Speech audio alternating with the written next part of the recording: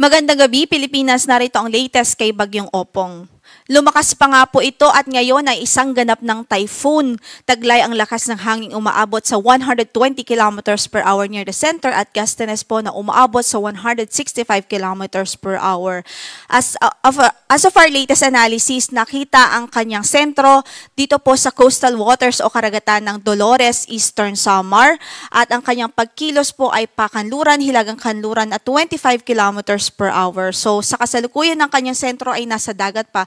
Pero kahit hindi pa po ito nagla-landfall, ramdam na po ang epekto nito in terms yung hangin, malakas na hangin at malakas na pag-ulan sa halos buong Eastern Visayas, sa parte ng Bicol such as Sorsogon, Masbate, malaking bahagi ng Caraga region at maging ilang bahagi ng Central Visayas. So sa latest nga po na ipinalabas na track po natin, makikita po natin approaching na po ito sa Samar provinces. So ang nakikita po nating landfall either northern Samar o northern portion ng Eastern Samar mamayang midnight hanggang sa madaling araw mamaya. So papalapit na po ito at malapit na po itong mag-landfall. Ilang oras na lang po ang ating hinihintay. And then after traversing the Samar provinces, nakikita po natin tutumbukon naman ito ang ilang bahagi ng Bicol region such as yung Masbate o kaya naman ay Sorsogon bago po ito tuluyang pumunta sa southern portion ng Calabarzon at northern portion naman ng Mimaropa region. So ngayon ay pinag-uusapan pa lang natin is yung sentro niya, pero wag ho natin kakalimutang malaki ang diametro nitong bagyo. So kung makikita po natin, apektado halos buong Visayas at halos buong Southern Luzon. So may mga signals po tayo sa malaking bahagi ng bansa. At kaugnay nga po dyan, signal number 4, nakataas na po ngayon sa Sorsogon.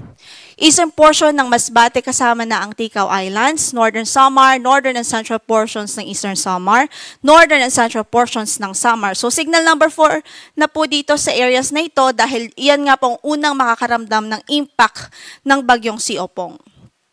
Next po, signal number 3 naman sa natitirang bahagi ng Masbate, kasama ang Burias Island, Albay, western portion ng Camarines Sur, Marinduque, Romblon, central and southern portions ng Oriental Mindoro, rest of Eastern Samar, rest of Samar, extreme northern portion of Leyte at maging sa Biliran. Signal number 2 naman sa Catanduanes, rest of Camarines Sur, Camarines Norte, central and eastern portions ng Quezon, Laguna, Rizal, Cavite, Batangas, rest of Oriental Mindoro, Occidental Mindoro kasama na ang Lubang Islands, Calamian Islands, Metro Manila, southern portion of Bataan. Signal number 2 din sa eastern portion ng Southern Leyte, northern and central portions ng Leyte, northern portion ng Cebu kasama na ang Camotes at Bantayan Islands, extreme northern portion of Negros Occidental, northern portion of Iloilo, Capiz, Aklan, northwestern portion ng Antique kasama na ang Caluya Islands, Tinagat Islands, Siargao Islands, Bukas Grande Islands. Signal number 1 naman ho sa central and southern portions ng Isabela, Quirino, Nueva Vizcaya, Ifugao, southwestern portion of Mountain Province, Benguet, southern portion of Ilocos Sur, La Union, Pangasinan, Aurora, Nueva Ecija, Tarlac, Zambales, rest of Bataan, Pampanga at Bulacan. Habang signal number 1 din sa natitirang bahagi pa ng Quezon, Cuyo Islands, northern portion of mainland Palawan. So sa mga areas na nabanggit natin, halos buong Southern Luzon at halos buong Visayas nga po at ilang bahagi naman ho ng Central Luzon at ilang bahagi ng Northern Luzon. So sa mga kababayan natin, patuloy po tayo mag-ingat, wag ho tayong maging kampante at we're hoping by this time nasa safe na ho na lugar ang ating mga kababayan, especially dito sa unang dadaanan ho ng bagyo. And then mag-prepare na rin po dito sa natitirang bahagi pa ng Calabarzon, maging dito sa Mimaropa region at ilang bahagi ng Kabisayaan kung saan ini-expect natin na dito po next na magta-traverse yung bagyo. Dito po sa mga islands sa southern portion ng Calabarzon at northern portion ng Mimaropa. Signal number 1 din ho sa natitirang bahagi pa ng Southern Leyte, eastern and central portions ng Bohol, central portion ng Cebu, northern portion of Negros Oriental, northern and central portions ng Negros Occidental, central portion ng Iloilo, central portion ng Antique, rest of Surigao del Norte.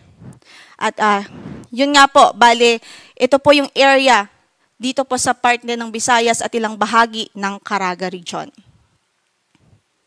So sa ngayon, in-effect pa rin ang ating weather advisory. So patuloy nating pinag-iingat at binibigyan ng binibigyan po natin ng warning ating mga kababayan sa malakas pa rin na pag-ulan, heavy to torrential rainfall, especially dito sa mga lugar kung saan nakataas o ini-expect natin ang more than 200 millimeters of rainfall. Dito po sa Sorsogon, Masbate, Northern Samar, Eastern Samar at maging sa Biliran, Romblon at Oriental Mindoro. Habang orange naman dito sa halos natitirang bahagi pa ng Bicol Region, sa Quezon, sa Laguna, Batangas, Marinduque, sa Western Visayas, Negros Occidental at sa halos buong Central Visayas, maging dito sa natitirang bahagi pa ng Eastern Visayas.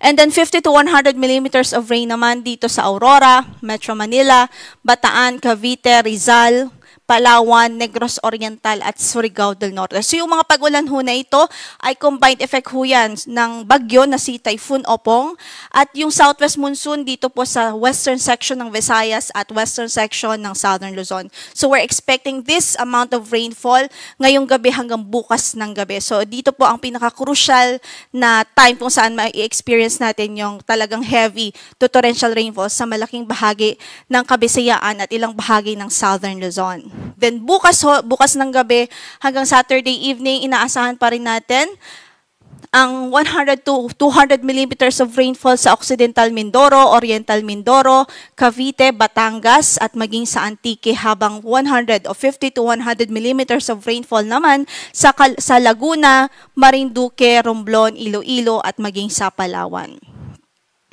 And then paalala po natin sa ating mga kababayan, nariyan pa rin ho ang ating storm surge warning. So more than 3 meters po ang posible dahil sa pagdaan nitong si Bagyong Opong dito sa Catanduanes, eastern coast of Albay, sa Camarines Sur, sa Sorsogon at maging sa Northern Samar. Habang 2.1 to 3 meters naman ang ini-expect dito po o posibleng ma-experience sa natitirang bahagi pa ng Albay, sa Batangas, Biliran, Camarines Norte, Camarines Sur, Catanduanes, Cebu, Eastern Samar, Leyte, Marinduque, Masbate, Northern Samar, Occidental Mindoro, Oriental Mindoro, Quezon, Romblon, Samar at sa Sorsogon. 1 to 2 meters naman sa Aklan, Antique, Bataan, Batangas, Bulacan, Capiz, Cavite, Cebu, Tinagat Islands, Leyte, Metro Manila, Palawan, Pampanga, Quezon, Surigao del Norte at maging sa Zambales. So, strong to gale force winds o ito yung mga pagbugso po ng hangin. Ang ini-expect po natin sa araw na ito, outside po or sa mga areas na walang signal pero pwede pa rin yung pagbugso ng hangin today sa Ilocos Region, Cagayan Valley, Palawan, Visayas, Zamboanga del Norte, Misamis Occidental, Misamis Oriental, Camiguin, Caraga at Davao Region. Bukas naman ay sa Ilocos Region, sa Car or Cordillera, sa Cagayan Valley, Palawan, Visayas, Zamboanga del Norte, Misamis Occidental, Misamis Oriental, Camiguin, Caraga at Davao Region. By Saturday naman ho ay in-expect natin pwede pa rin yung pagbugso ng hangin dahil po sa habagat most likely dito po sa Luzon at sa Western Visayas. So yan muna ang latest mula po dito sa Pag-asa. Ang next bulletin po natin will be at 2 a.m. maya-maya lamang ho yan. So stay tuned po at mag-ingat po ang lahat. Ito po si Lori de la Cruz Galicia. Magandang gabi po.